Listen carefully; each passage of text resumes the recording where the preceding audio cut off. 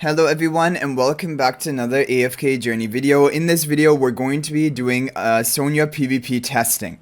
So we're on my viewer's account from Vietnam server 2 and he has Sonja built up to +10 exclusive equipment, which is a good point to take her to, and he has the skill power charms as well.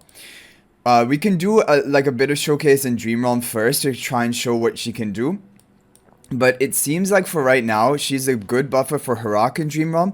But for the non-Harak team... Oh, wait, we can't attack anymore. But for the non-Harak teams, she isn't, like, maybe the best option. Because, like, her buffs alone are not enough value. For example, replacing another key hero on the team. That's kind of the thing. Anyway, let's go ahead and begin with the arena. We are rank 60. Okay, so... let's get right for it. Beta, Mr. Da, who is ranked 65. You see the type of team he's running? Okay, Thorin, Lily May, Damien type team. So, the thing with Sonja is she can provide buffs to up to 2 allies. But the problem also is then, she and her other allies are going to take some portion of the damage dealt to these heroes. And so, that's kind of the issue. And Sonja has difficulty surviving. I want to give the damage reduction onto Sonja. And I like the idea here, like, attack buffing the Tassi and the Lily May, who already kind of have those, like, untarget abilities, invincibilities, which are going to prevent them from taking that much damage. The other thing is we want Sonja to cast one ultimate, because then she starts gaining the stab buffs that she provides her allies as well. At the beginning, she's not getting the stab buffs. Now, the thing is, do I want to go for Haywin here? Do I want to go for Haywin as a healer instead of, like, Damien, for example? Because Damien would also be pretty good. We could go maybe like this, right? Could go for maybe a positioning like this. The problem is Sonja's going to run up and... yeah, Sonja's going to run up to the front, and I don't really want that. I would want Sonja to run to the right side. We could maybe do it like if we have a positioning like this or something. Okay, I'm going to try it. We're going to go for the... Enlightening Spell onto Lily May. I think that's more valuable. Oh wait, we can't do this because then she's going to give the buff to Haywin. Okay, we're going to try this. Let's see what happens. Run number 1. Buffing up 2 pretty powerful allies. Vala won't really work well here. The opponent is pretty tanky. That's what I'm worried about.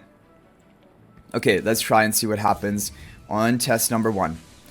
Okay, so Lily Mays both go for their Rains from Ballet. Sonja walks to the right, which is good. She's like not going to be taking as much damage over there.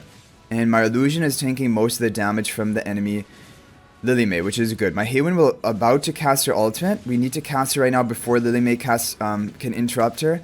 And I don't think we're going to be able to do that in time. At least Sonja's full on health. I think Sonja's casted her ultimate, right? So she's going to gain the buffs from that have been given to the allies as well.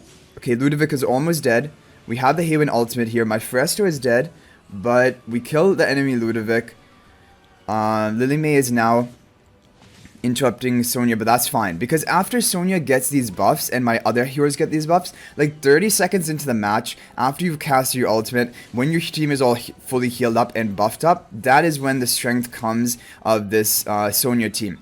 But the problem is early on, if she is killed before she gains those stat buffs, before she can cast her ultimate, that is the major issue. But here it did pretty well. This did really well. I'm happy with that. We got a high amount of damage from Sonja. She actually did the most damage, even more than Tassi and Lily May, which I wasn't really expecting. And I think these are 2 pretty good allies to be buffing up for her.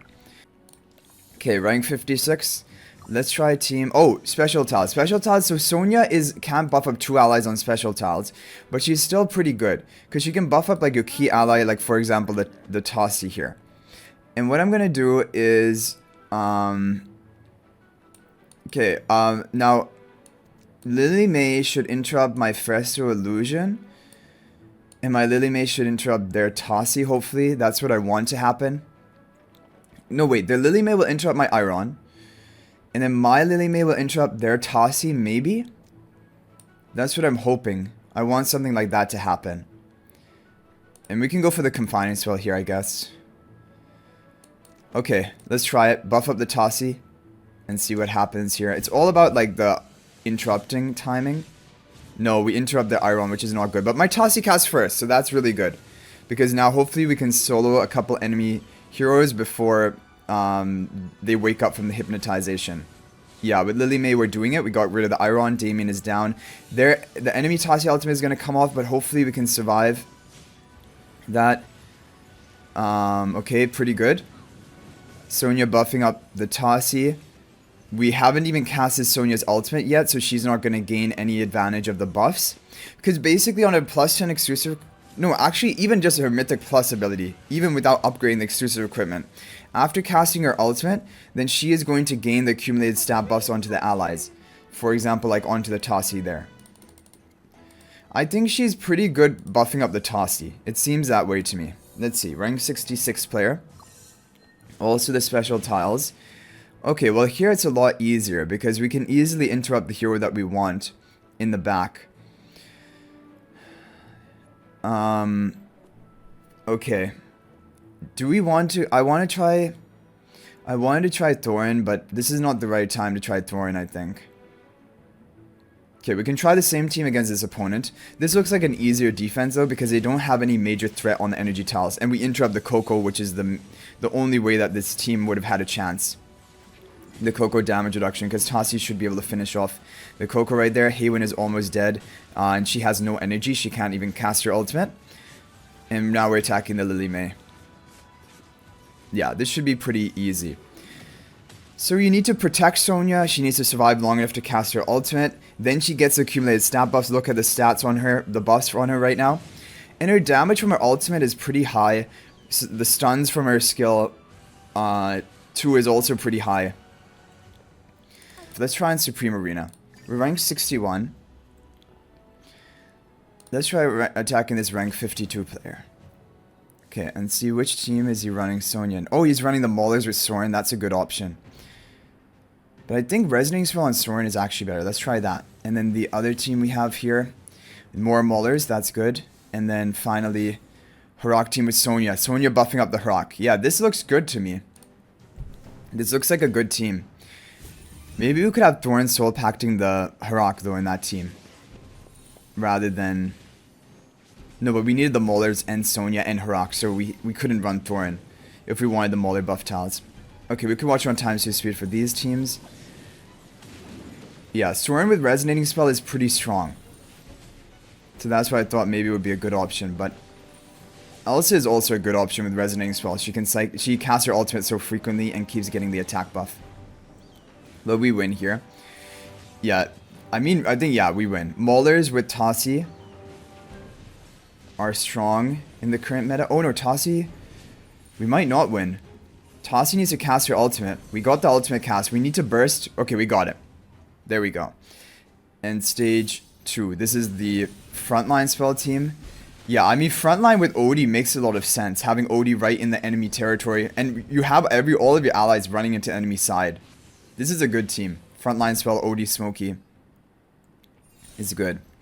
Okay, but this is the match we want to watch. So we're definitely not skipping.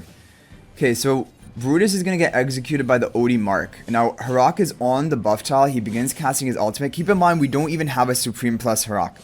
That would be even more powerful.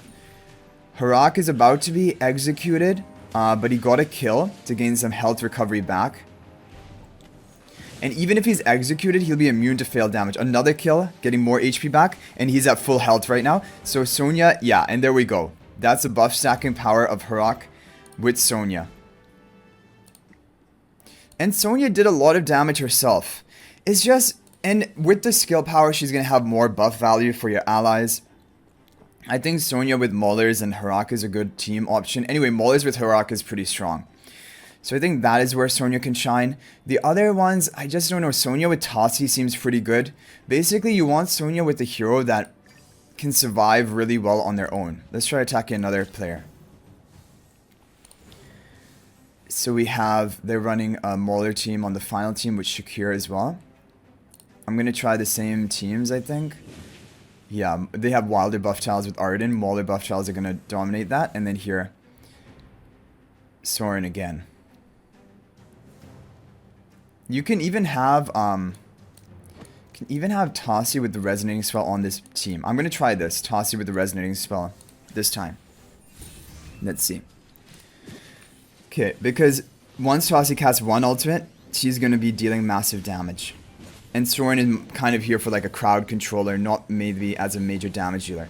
Opponent has Elsa and Odie, which is pretty strong. It's all going to come down to Tassi if she can solo here. We have our ultimate with the resonating spell. We trigger the fatal damage of Odie and the Elsa. And I think we're going to solo it here. Yeah, because after one cast of ultimate with that much damage and resonating spell, Tassi is immediately able to cast again and win. Like, that is also a team you can use against enemy down ultimates. This team is awesome. Smoky Odie with frontline spell. I always thought resonating spell would be better with Odie, but this makes a lot of sense. I really like that team. Okay, this is the one we want to watch. So Sonja is buffing up our allies, Shakir and Harak. I think Shakir is also a really good ally to have buffed up by Sonja. I think that makes a lot of sense because he has damage reduction for himself. He also provides damage reduction for Sonja because she's a melee hero. Sonja almost died right there, but she's able to cast her ultimate, getting the massive healing. After casting her ultimate, she basically heals up to full. And she also gains the accumulated stat buffs of her allies with the Covenant, which is pretty good. One thing I just don't know is when Sonja dies, can we see here? When Sonja dies, do my allies lose the Covenant buff? They don't, right? They maintain the Covenant buff. They still have the Covenant mark on them.